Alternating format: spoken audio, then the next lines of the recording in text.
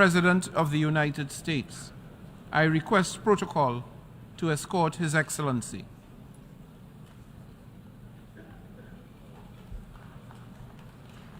On behalf of the General Assembly, I have the honor to welcome His Excellency Joseph R. Biden, Jr., President of the United States of America, and I invite him to address the Assembly.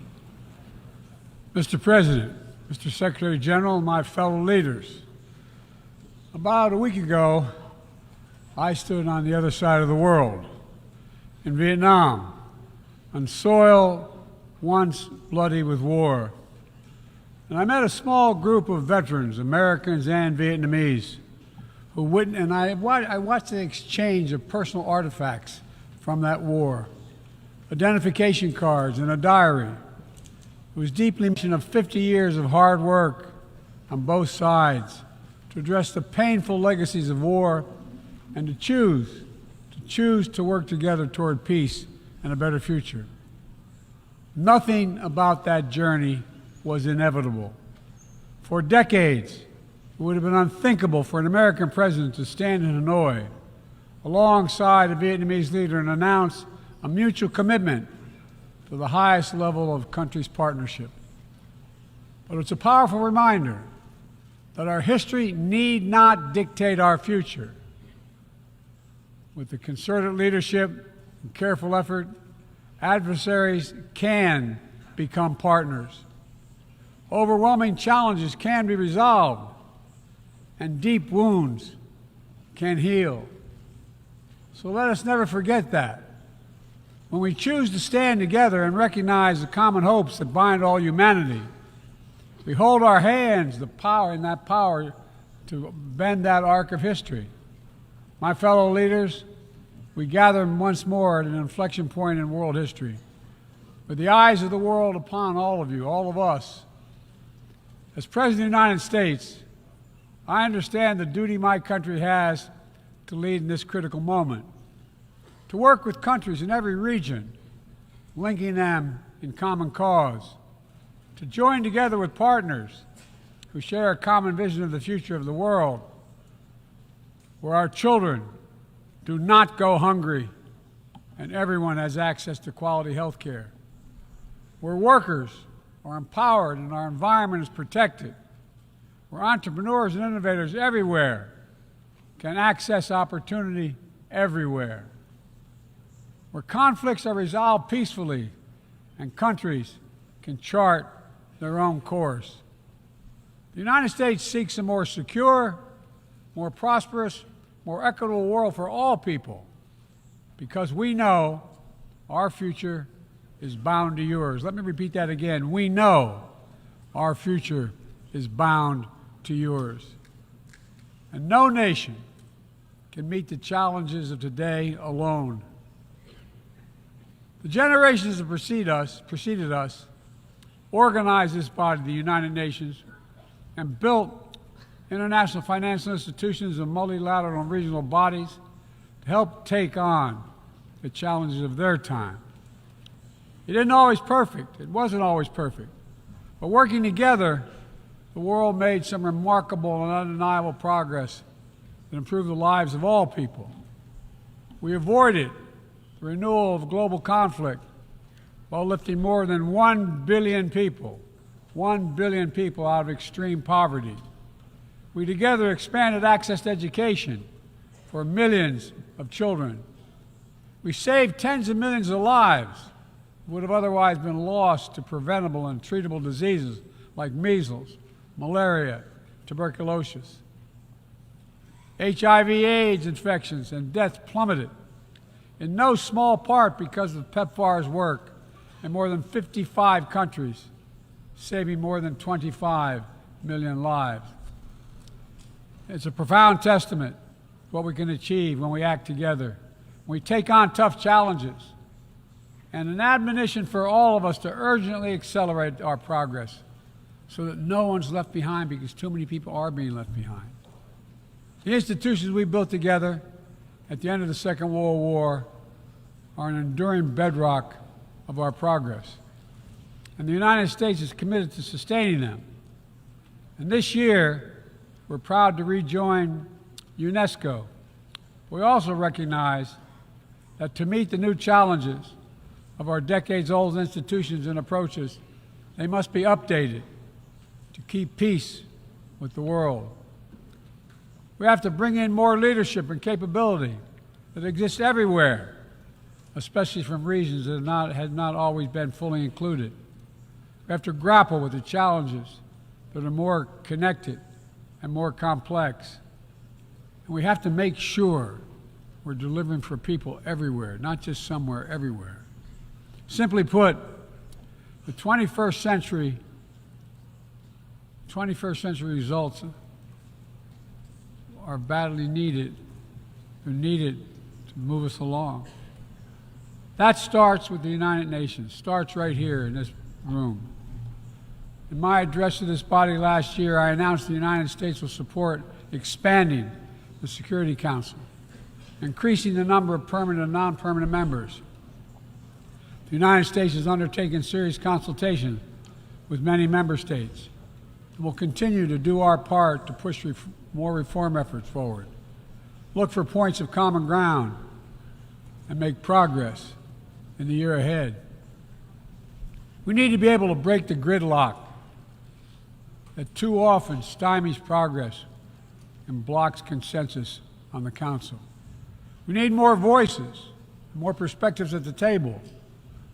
The United Nations must continue to preserve peace, prevent conflict, and alleviate human suffering. And we embrace nations stepping up to lead in new ways and to seek new breakthroughs on hard issues. For example, on Haiti, the Caribbean community is facilitating a dialogue among Haitian society. I thank President Ruto of Kenya for his willingness to serve as the lead nation of a UN-backed security support mission. I call on the Security Council to authorize this mission now. The people of Haiti cannot wait much longer. The United States is working across the board to make global institutions more responsive, more effective, and more inclusive. For example, we've taken significant steps to reform and scale up the World Bank, expanding its financing to low and middle-income countries so it can help boost progress toward meeting the Sustainable Development Goals and better address interconnected challenges like climate change and fragility. Under the new president of the World Bank, change is already taking root. Last month, I asked the United States Congress for additional funds to expand World Bank financing by $25 billion. And at the G20, we rallied the major economies of the world to mobilize even more funding. Collectively, we can deliver a transformational boost to World Bank lending. And because the multilateral development banks are among the best tools we have for mobilizing transparent, high-quality investment in developing countries, reforming these institutions can be a game changer. Similarly, we proposed making sure developing countries have a strong voice and representation at the International Monetary Fund. We're going to continue our efforts to reform the World Trade Organization, and preserve competition, openness, transparency, and the rule of law, while at the same time equipping it to better tackle modern-day imperatives like driving the clean energy transition, protecting workers, promoting inclusive and sustainable growth. And this month, we strengthened the G20 as a vital forum, welcoming the African Union as a permanent member. By upgrading and strengthening our institutions, that's only half of the picture. We must also forge new partnerships, confront new challenges. Emerging technologies such as artificial intelligence hold both enormous potential and enormous peril. We need to be sure they are used as tools of opportunity, not as weapons of oppression. Together with leaders around the world, the United States is working to strengthen rules and policies so AI technologies are safe before they're released to the public. To make sure we govern this technology, not the other way around, having it govern us. And I'm committed to working through this institution and other international bodies and directly with leaders around the world, including our competitors, to ensure we harness the power of artificial intelligence for good while protecting our citizens from its most profound risk. It's going to take all of us. I've been working on this for a while, as many of you have. It's going to take all of us to get this right. In every region of the world, the United States is mobilizing strong alliances, versatile partnerships, common purpose, collective action to bring new approaches to our shared challenges. Here in the Western Hemisphere, we united 21 nations in support of the Los Angeles Declaration on Migration and Protection, launching a region-wide approach to a region-wide challenge to better uphold laws and protect the rights of migrants. In the Indo-Pacific, we've elevated our Quad partnership with India, Japan, and Australia to deliver concrete progress for the people of the region on everything from vaccines to maritime security. Just yesterday, after 2 consultations in diplomacy, the United States brought together dozens of nations across 4 continents to establish a new partnership for Atlantic cooperation so that the coastal Atlantic countries can better cooperate on science, technology, environmental protection, and sustainable economic development. We brought together nearly 100 countries in a global coalition to counter fentanyl and synthetic drugs to reduce the human cost of this affliction, and it is real. And as the nature of the terrorist threats evolve and the geography expands to new places, we're working with our partners to bring capabilities to bear to disrupt plotting, degrade networks, convene the Summit for Democracy to strengthen democratic institutions, root out corruption, and reject political violence.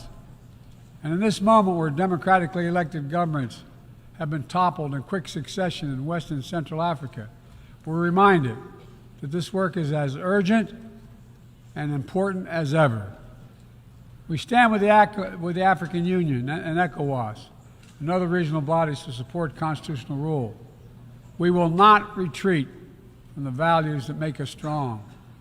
We will defend democracy, our best tool to meet the challenges we face around the world. And we're working to show how democracy can deliver in ways that matter to people's lives.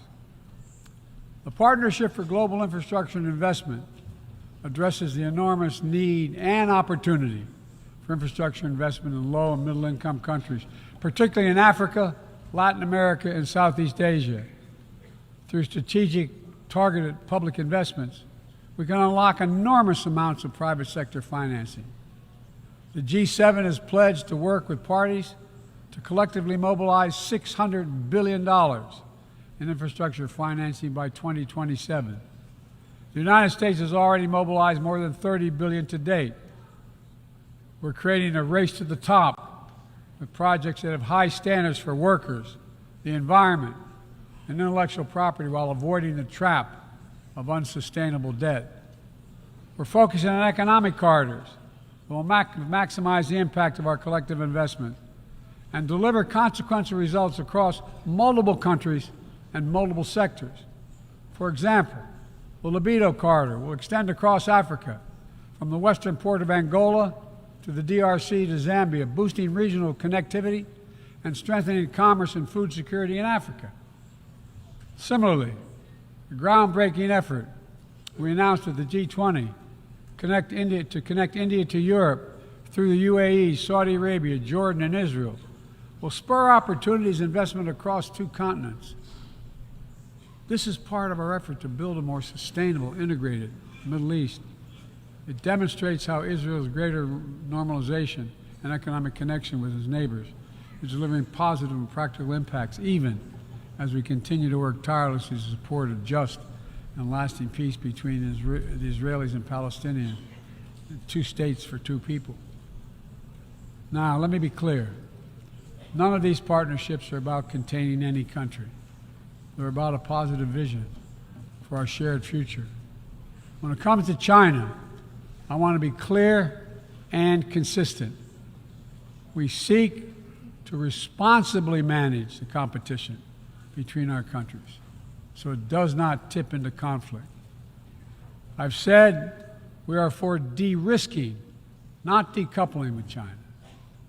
We will push back on aggression and intimidation and defend the rules of the road, from freedom of navigation to overflight to level economic playing field that have helped safeguard security and prosperity for decades. But we also stand ready to work together with China on issues where progress hinges on our common efforts. Nowhere is that more critical than accelerating the climate crisis, than the accelerating climate crisis. We see it everywhere. Record-breaking heat waves in the United States and China, wildfires ravaging North America and Southern Europe, a fifth year of drought in the Horn of Africa, tragic flooding in Libya. My heart goes out to the people of Libya. That's killed thousands of people. Together, these snapshots tell an urgent story of what awaits us if we fail to reduce our dependence on fossil fuels and begin to climate-proof the world. For one day, my administration, the United States, has treated this crisis as an existential threat from the moment we took office, not only for us, but for all of humanity. Last year, I signed into law in the United States the largest investment ever anywhere in the history of the world to combat the climate crisis and help move the global economy toward a clean energy future. We're also working with the Congress to quadruple our climate financing to help developing countries reach their climate goals and adapt to climate impacts. And this year, the world's on track to meet the climate finance pledge that made under the Paris Agreement, $100 billion to raise collectively. But we need more investment from public and private sector alike, especially in places that have contributed so little to global emissions, but face some of the worst effects of climate change, like the Pacific Islands. The United States is working directly with the Pacific Island Forum to help these nations adapt, build resilience to the climate impacts, even as we lead the effort to build innovative new partnerships that attack the global challenges from all sides. From the First Movers Coalition, which is mobilizing billions of private sector community and the private sector commitments, to creating a market demand for green products in carbon-intense sectors like concrete, shipping, aviation, and trucking, to the Agricultural Innovation Mission for Climate, which is bringing farmers into the climate solution and making our food supply more resilient to climate shocks, and the Global Methane Pledge, now endorsed by more than 150 countries, which expands our focus beyond our carbon emission targets to reduce the potential greenhouse gases in our atmosphere by 30% in this decade. It's all within our capacity. We need to bring the same commitment and urgency and ambition as we work together to meet the Sustainable Development Goals of 2030. These goals were adopted at the United Nations in 2015 as a roadmap for improving lives around the world. But the hard truth is, for decades of progress, the world has lost ground these past years in the wake of COVID-19, conflicts, and other crises. The United States is committing to doing its part to get us back on track. All told, in the first 2 years of my administration, the United States has invested more than $100 billion to drive development progress in bolstering food security, expanding access to education worldwide, strengthening healthcare systems, and fighting disease. And we've helped mobilize billions more in the private sector investments. But to accelerate our forward progress on the Sustainable Development Goals, we all have to do more. We need to build new partnerships that change the way we tackle this challenge, to unlock trillions of additional financing for development, drawing on all sources. We need to fill the gaps and address the failures of our existing system exposed by the pandemic. We need to ensure that women and girls benefit fully from our progress. We must also do more to grapple with the debt that holds back so many low and middle-income countries. When nations are forced to service unsustainable debt payments over the needs of their own people, it makes it harder for them to invest in their own futures. And as we work together to recover from global shocks, the United States will also continue to be the largest single country donor of humanitarian assistance at this moment of unparalleled need in the world.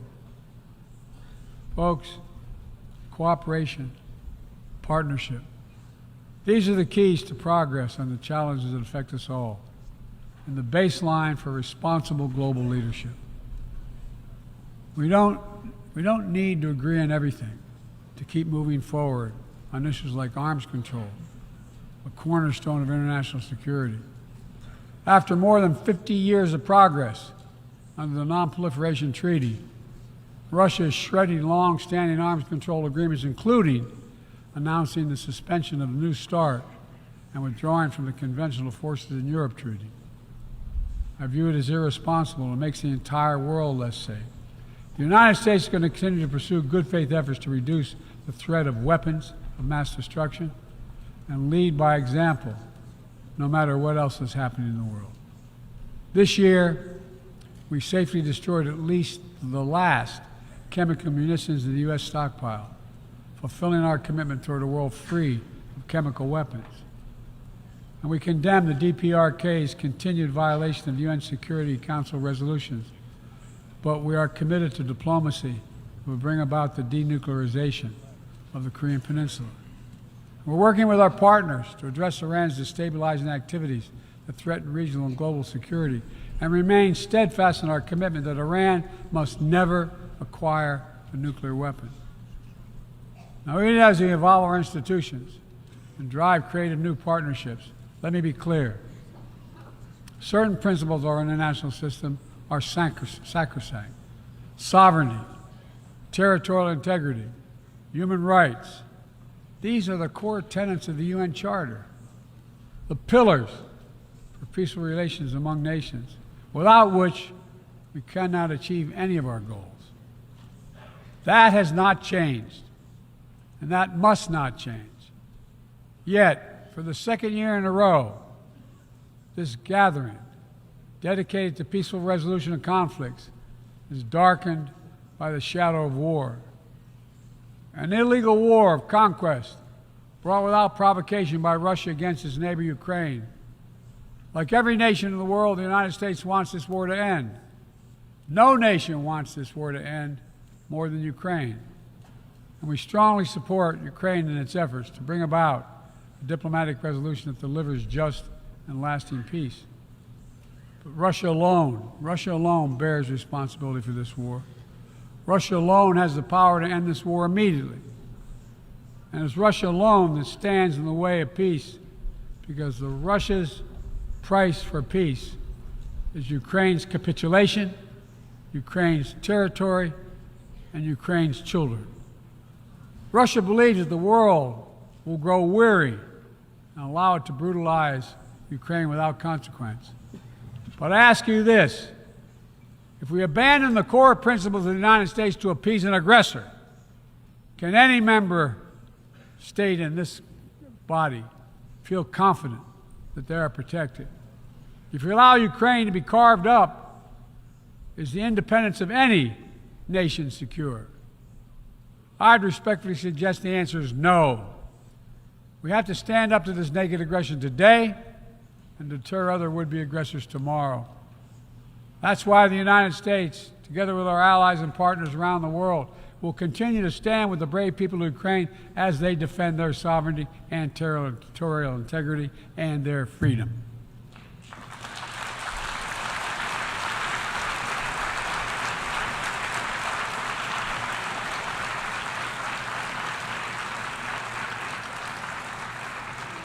It's not only an investment in Ukraine's future, but in the future of every country that seeks a world governed by basic rules that apply equally to all nations and uphold the rights of every nation, no matter how big or small.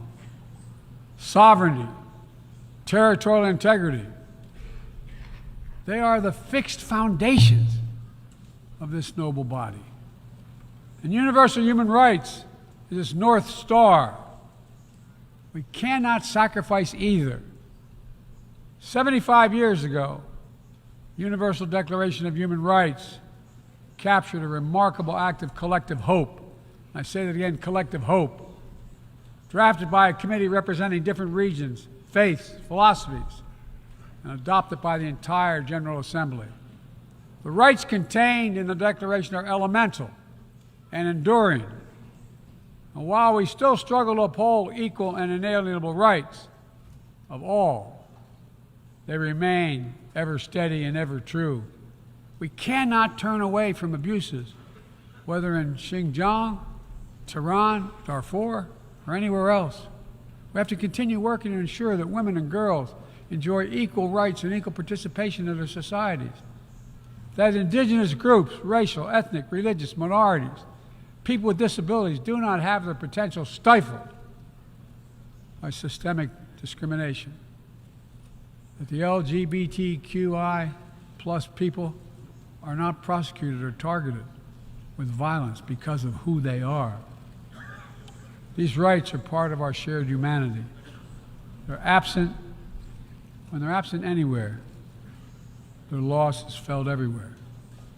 They are essential to the advancement of human progress that brings us together.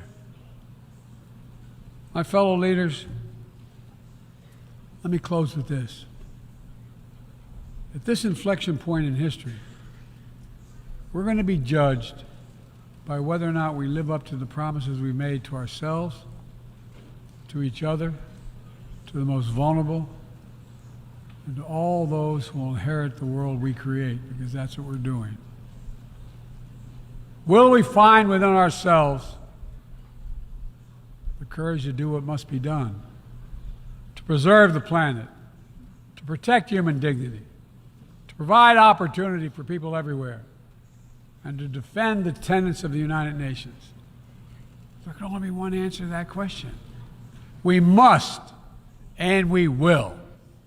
The road ahead is long and difficult, but if we persevere, and prevail, if we keep the faith in ourselves and show what's possible, let's do this work together. Let's deliver progress for everyone. Let's bend the arc of history for the good of the world, because it's in our power to do it. Thank you for listening. You're kind.